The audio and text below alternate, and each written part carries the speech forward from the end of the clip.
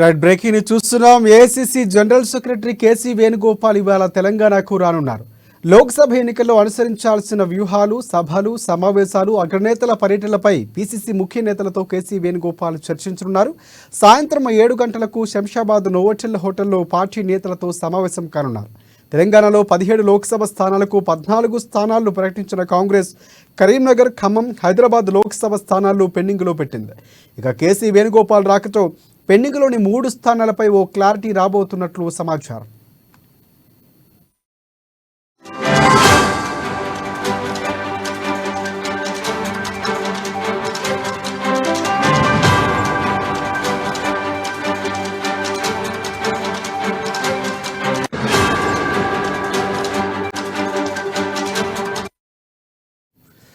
Right breaking ని చూస్తున్నాం. AICC general secretary KC Venugopal ఇవాళ తెలంగాణకు రానున్నారు.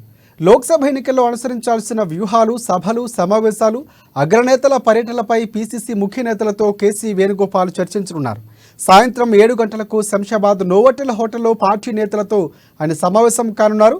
తెలంగాణలో 17 లోక్సభ స్థానాలకు 14 స్థానాలు ప్రకటించిన కాంగ్రెస్ కరీంనగర్, ఖమ్మం, హైదరాబాద్ లోక్సభ స్థానాలు ఇంకా పెండింగ్లోనే పెట్టింది. కేసీ వేణుగోపాల్ రాకతో పెండింగ్లో ఉన్న 3 స్థానాలపై ఓ క్లారిటీ రానున్నట్లు తెలుస్తోంది. దీనికి సంబంధించి పూర్తి అప్డేట్స్ అందించేందుకు మా ప్రతినిధి హరీష్ మనకి లైవ్లో సిద్ధంగా ఉన్నారు. ఎస్ హరీష్, చెప్పండి. అంటే ముందు నుంచి కూడా కాంగ్రెస్ పార్టీ చాలా వ్యూహాత్మకంగా వెళుతుంది అభ్యర్థుల ఎంపిక. కేసీ వేణుగోపాల్ రాకతో పూర్తి స్థాయిలో అభ్యర్థులు, సభలు, సమావేశాలతో పాటు ఇక పెండింగ్లో ఉన్నటువంటి 3 స్థానాలపై కూడా క్లారిటీ వచ్చే అవకాశం ఉందా? సో అలాంటి పరిస్థితులు కనిపిస్తున్నాయి. దీనికి సంబంధించి పూర్తి అప్డేట్స్ ఏంటి?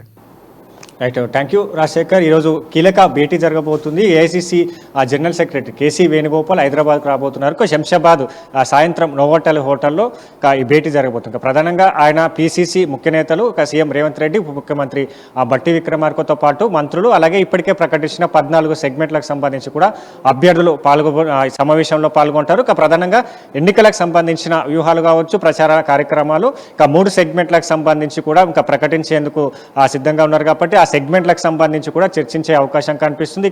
ఇప్పటికే ఏదైతే బీఆర్ఎస్, బీజేపీకి సంబంధించి కూడా ప్రచారాలను ముమ్మరం చేస్తున్నాయి. కాబట్టి ఆ ప్రచారాలకు సంబంధించి ఆ పార్టీ అభ్యర్థులను కావచ్చు, వచ్చే ఎన్నికలకు సంబంధించి 14 సెగ్మెంట్లో కాంగ్రెస్ పార్టీ గెలిపే లక్ష్యంగా పెట్టుకుంది. కాబట్టి అక్కడ ఆ సెగ్మెంట్లకు సంబంధించి ఎలాంటి వ్యూహాలతో ముందుకెళ్ళాలి, ఇతర బీఆర్ఎస్, బీజేపీ పార్టీలకు సంబంధించి కూడా అభ్యర్థులను ఏ విధంగా ఎదుర్కోవాలి, ప్రచారాలకు సంబంధించిన కార్యక్రమాలపైన కూడా పీసీసీ నేతలు అభ్యర్థులకు సంబంధించి ఇన్ఛార్జీలుగా నియమించబడ్డాయి. పార్లమెంటు ఆ సెగ్మెంట్లకు సంబంధించి ఇన్ఛార్జీలు నియమించారు. కాబట్టి వాళ్ళందరికీ కేసీ వేణుగోపాల్ ఆ సూచనలు చేయనున్న నేపథ్యం కనిపిస్తుంది. మరోవైపు ఏదైతే ఇప్పటికే 3 సెగ్మెంట్లకు సంబంధించి కూడా ప్రకటించారు. ఖమ్మం సెగ్మెంట్కు సంబంధించి కూడా ఏదైతే తీవ్రమైన పోటీ నెలకొన్న నేపథ్యం కావచ్చు, కరీంనగర్ సెగ్మెంట్కి సంబంధించి కూడా ఆ పోటీ ఉన్నది. ప్రధానంగా ఖమ్మం సెగ్మెంట్కి సంబంధించి కూడా మల్లు బట్టి విక్రమార్క సతీమణి మల్లు నందిని కావచ్చు, కోమటిరెడ్డి ఆయన సోదరుడు ప్రసాద్ రెడ్డి కావచ్చు, మండవ వెంకటేశ్వరరావు, మాజీ మంత్రి మండవ వెంకటేశ్వరరావు పేరు తెర మీదకి వస్తుంది. మరోవైపు సామాజిక సమీకరణ దృష్ట్యా కూడా బీసీ నేతకు అక్కడ టికెట్ ఇస్తారని కూడా ప్రధానంగా ప్రచారం జరుగుతుంది. ఓయూ ఉద్యమ నేత లోకేష్ యాదవ్ ప్రధానంగా ఆయన పేరు కూడా వినిపిస్తుంది. ఇప్పటికే ఉదయపూర్ డిక్లరేషన్లో భాగంగా ఒకవేళ బీసీ ఇప్పటికే ప్రకటించిన దాని ప్రకారం బీసీలకు సంబంధించి కూడా ఎంపీ స్థానాల్లో టికెట్లు కేటాయించాలి. కాబట్టి ఇప్పటికే రెండు సెగ్మెంట్లకు సంబంధించి కూడా బీసీ నేతలను బరిలో దింపారు. 3వ సెగ్మెంట్కి సంబంధించి ఖమ్మం సెగ్మెంట్కి సంబంధించి కూడా సామాజిక సమీకరణ దృష్ట్యా కూడా బీసీ నేతకు ఇవ్వాలనిపైన కూడా ఈరోజు కేసీ వేణుగోపాల్ చర్చించి ఒక నిర్ణయం తీసుకునే అవకాశం కనిపిస్తుంది. కరీంనగర్ సంబంధించి కూడా ప్రవీణ్ రెడ్డి ఆ పేరు తెర మీదకి వచ్చిన నేపథ్యం కావచ్చు. అక్కడ ఏదైతే ప్రధానమైన పోటీ నెలకొన్న నేపథ్యం ఉన్నది. కాబట్టి కరీంనగర్ ఆ సెగ్మెంట్కి సంబంధించి కూడా ఈరోజు క్లారిటీ వచ్చే అవకాశం ఉంది. హైదరాబాద్ సెగ్మెంట్కి సంబంధించి కూడా ఆ మైనార్టీ నేతను బరిలో దింపే అవకాశం ఇక్కడ సమీరుల్లా పేరు తెర మీదకి వస్తున్న నేపథ్యం ఉంది. మహిళా నేత షాన్వాజ్ తబుసుం పేరు సుప్రీంకోర్టు న్యాయవాదిగా పనిచేశారు. ఆమెకు సంబంధించి కూడా ఈ 2 పేర్లు తెర మీదకి వస్తున్నాయి. కాబట్టి 3 సెగ్మెంట్లకు సంబంధించి ఈరోజు చర్చ జరిగే అవకాశం ఉన్నది. ఈరోజు ఈ సమావేశంలో ప్రధానంగా సునీల్ కనుగోలు ప్రధానంగా ఆయన ఈ సమావేశంలో భేటీ కాబోతున్నారు. ఇప్పటికే పార్లమెంట్ సెగ్మెంట్లకు సంబంధించి కావచ్చు, అన్ని అసెంబ్లీ నియోజకవర్గాల్లో పార్టీ ఎంతవరకు బలంగా ఉన్నది, పార్టీకి సంబంధించిన కార్యాచరణ కావచ్చు, అభ్యర్థులకు సంబంధించి ఆ నివేదికలు కేసీ వేణుగోపాల్కు ఉన్నారు, ఇవ్వనున్న నేపథ్యం కనిపిస్తుంది. మొత్తంగా ఇప్పుడు ఈ 17 పార్లమెంట్ సెగ్మెంట్లలో ఏ విధంగా కాంగ్రెస్ పార్టీ వ్యూహాలను సంధిస్తూ ప్రచారాలు ముందుకెళ్లాలి. ఇప్పటి బీఆర్ఎస్ బీజేపీ పార్టీకి సంబంధించి కూడా బీజేపీ కేంద్రంలో 10 ఏళ్ళు అధికారంలో ఉన్నది. గత ప్రభుత్వం బీఆర్ఎస్కి సంబంధించి కూడా 10 ఏళ్ళు అధికారంలో ఉన్నప్పుడు ప్రజలకు ఇచ్చిన హామీలు కావచ్చు, పథకాల వైఫల్య తీరును ఎండగడుతూ ఇప్పటికే కాంగ్రెస్ పార్టీ ఎన్నికల ముందు కాంగ్రెస్ పార్టీ 6 గ్యారెంటీలు అసెంబ్లీ ఎన్నికల ముందు ఇచ్చింది. ఇప్పుడు ఏఐసిసి జాతీయ స్థాయి మేనిఫెస్టోలో 5 గ్యారెంటీలతో పాటు 25 అంశాలు మేనిఫెస్టోను కూడా ప్రకటించారు. కాబట్టి పూర్తి స్థాయిలో ఇవి ఏ విధంగా ఇంటింటికి చేరవేయాలి.